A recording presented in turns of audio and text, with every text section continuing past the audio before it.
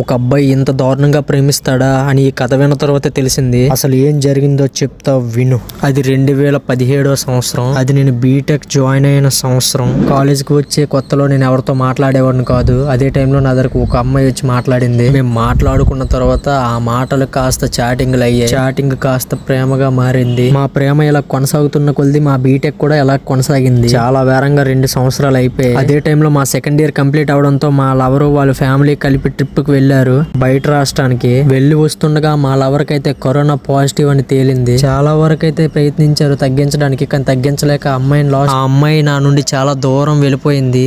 ఎంత దూరం అంటే మళ్ళీ నాకు కనిపించినంత దూరం వెళ్ళిపోయింది. ఇప్పుడు నాకు ఏం చెయ్యాలో తెలియక నా బాధని ఎవరికి చెప్పుకోలేక నా బాధని నాలోనే నేను చాలా దాచుకున్నాను. తన కోసం నా ప్రాణం పెడదాం అనుకున్నాను, కానీ తనే లేనప్పుడు నా ప్రాణం ఇంకెక్కడ పెడతాను. అప్పటి నుండి తన జ్ఞాపకాలని నేను ప్రేమించుకొని వస్తున్నాను. వచ్చే జన్మలో నాకు భారీగా పుడుతుందని నేను కోరుకుంటున్నాను. ఈ కథలో మీకు ఏమనిపించింది కామెంట్ చేయి. ఉంటా మరి. వీలైతే సబ్స్క్రైబ్ మీద రండి మింగు.